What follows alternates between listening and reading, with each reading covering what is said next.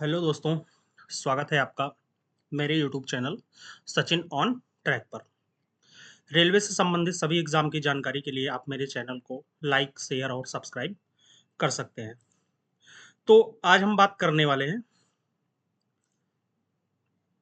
Reasoning strategy के बारे में कि मैंने आरआरबी एनटीपीसी के एग्ज़ाम में रीजनिंग के लिए कौन सी स्ट्रेटजी फॉलो की, जिससे मैंने रीजनिंग में अच्छे मार्क्स हासिल करके रेलवे में सिलेक्शन लिया। तो इस चीज़ के बारे में आज मैं आपको बताने वाला हूँ। आज के इस वीडियो में हम कंप्लीट एनालिसिस, टॉपिक वाइज तैयारी प्लान, बेस्ट ट्रिक्स और शॉर्टकट्स, टाइम सेविंग टेक्निक्स और प्रैक्टिस, इन सब के बारे में बात करेंगे, जिससे आप फर्स्ट अटेम्प्ट में ही अपना एग्ज़ाम क्लियर कर पाएँ। तो सबसे पहले मैं यह बताना चाहूँगा, अगर मैं कहूँ मैंने रीजनिंग के लिए कौन से टीचर को फॉलो किया था, तो वो हैं बलराम सर। सबसे पहले मैंने इनको नियॉन क्लासेस पे देखा था। फिर इन्होंने अपना खुद का चैनल बनाया बनराम बलराम सर रीजनिंग। उसके बाद प्रेजेंट टाइम में ये सिलेक्शन बे रेलवे पे अपना टीचिंग कर रहे हैं। तो मैंने रेलवे में सिलेक्शन के लिए इन्हीं के सारे videos, tricks, smart tricks, time saving कैसे करना है, सारी चीज़ें मैंने इनसे ही सीखा है। तो सबसे पहले हम बात करेंगे कि पढ़ना कैसे है हमको।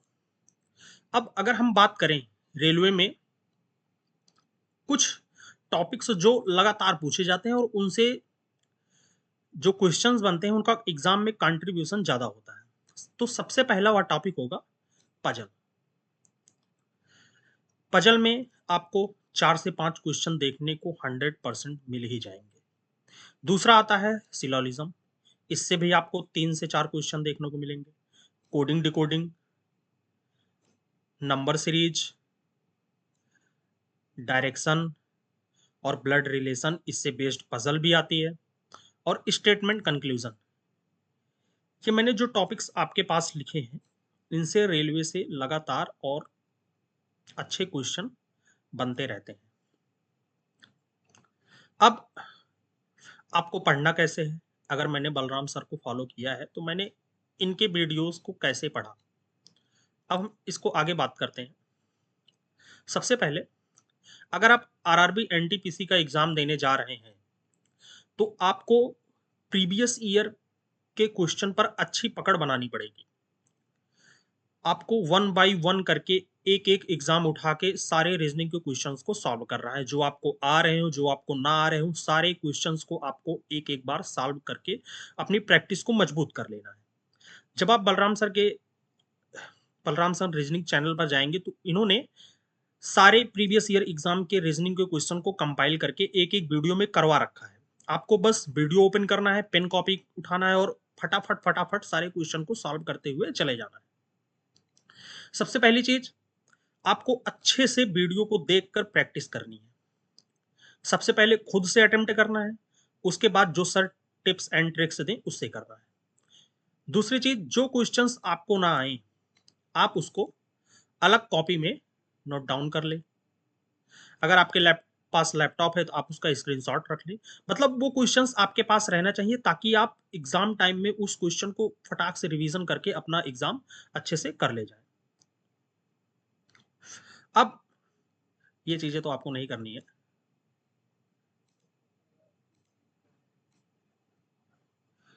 इसकी जगह ये गलती से आ गया है, आपको अपने जो नए क्वेश्चन बनेंगे उसको अलग कॉपी में नोट करके उसको एग्जाम टाइम के पहले, जैसे आपका एग्जाम 15 तारीख को है, आप उसको 10 दिन पहले से अपना रिवीजन करना शुरू कर दें। इससे क्या होगा, जो नए टाइप्स के क्वेश्चंस बन रहे हैं करंट पेपर में उस पर आपकी अच्छी पकड़ हो जाएगी। अगर उसी टाइप के क्वेश्चन बनते हैं तो आपसे तुरंत हो जाएंगे और निश्चित रूप से ये काम करने के बाद आप एक भीड़ से अलग निकल के आएंगे। अब आगे हम बात करते हैं कि रीजनिंग की मॉक प्रैक्टिस। अगर मॉक आप दे रहे हैं तो मॉक से आप रीजनिंग की प्रैक्टिस कैसे कर सकते हैं? सबसे पहले आपको खूब मॉक प्रैक्टिस करनी है। अब ये नहीं कि आप मॉक देते चले जा रहे हैं, आप उसका एनालिसिस ही नहीं कर रहे हैं, तो मॉक का कोई मतलब नहीं निकलेगा। सभी लोग ये बताते हैं एनालिसिस करना है, ये करना है, वो करना है, तो मैं बताता हूँ, आप मेरी चीज़ समझिए। सबसे पहले नए क्वेश्चंस की आपको प्रैक्टिस ज़रूर से ज़रूर कर लेना है। अगर कोई नए क्वेश्चंस हार्ड आते हैं, उसको आपको अलग कॉपी में नोट करना है। आपके पास लैपटॉप है, आप उसका स्क्रीनशॉट रख लें। वीकली या 15 डेज़ पे आप उसका रिवीजन करते रहें। अगर आप मॉक देंगे, आपको नए टाइप्स के क्वेश्चन प्रैक्टिस करने को मिलेंगे। आप टेक्स्ट बुक पर जाएँगे, आपको वहाँ पे रीजनिंग का, रेलवे का सेक्शनल मॉक मिल जाएगा। आप जैसे ही टाइम पाइए, रोज़ 4 से 5 सेक्शनल मॉक को दीजिए, जिससे आपको रीजनिंग में स्पीड और एक्यूरेसी बढ़ाने में मदद मिलेगी। जो क्वेश्चन आपको ना आए, जो टाइम लगे मॉक में, आप उसका एनालिसिस करिए, उसका शॉर्ट मेथड खोजिए और उसका अपनी कॉपी में ज़रूर से ज़रूर मेंशन कर लीजिए कि ये क्वेश्चन हमको एग्ज़ाम के टाइम के पहले-पहले रिवीजन करके ही जाना है। अगर इतना चीज़ आप करते हैं, तो निश्चित रूप से आपकी रीजनिंग में पकड़ मजबूत हो ही जाएगी। अगर आप मैंने ये जो 3 से 4 चीज़ें लिखा है, अगर आप इसको करते हैं, तो निश्चित रूप से आपकी रीजनिंग में पकड़ मजबूत होगी। आपको प्रीवियस ईयर क्वेश्चन पर पकड़ बनाना ही बनाना है। आप बलराम सर के यूट्यूब चैनल पर जाएँगे, आपको सारे एग्ज़ाम का कंपाइलेशन वीडियो मिलेगा। आप उसको फटाफट रिवीजन करिए, मॉक से प्रैक्टिस करिए। जितनी ज़्यादा से ज़्यादा आप प्रैक्टिस करेंगे, आपको उतना ही फ़ायदा मिलने वाला है। तो रीजनिंग की स्ट्रेटजी के लिए मैंने इन्हीं टीचर को फॉलो किया था और यही स्ट्रेटजी मैंने फॉलो किया था। इसके अलावा और मैंने रीजनिंग के लिए कुछ नहीं फॉलो किया था। अगर मैं बताऊँ, मैंने सबसे ज़्यादा किस सब टॉपिक पे मेहनत किया, मैंने सबसे ज़्यादा जीएस पे मेहनत किया, क्योंकि मेरी रीजनिंग और मैथ ऑलरेडी स्ट्रांग थी। तो आज के वीडियो वीडियो में इतना ही। अगर आपको यह वीडियो अच्छा लगे, तो आप मुझे सपोर्ट कर सकते हैं अपना लाइक, शेयर और सब्सक्राइब करके। आशा है यह जानकारी आपको रीजनिंग में नंबर बढ़ाने, एक्यूरेसी बढ़ाने में मदद मिलेगी।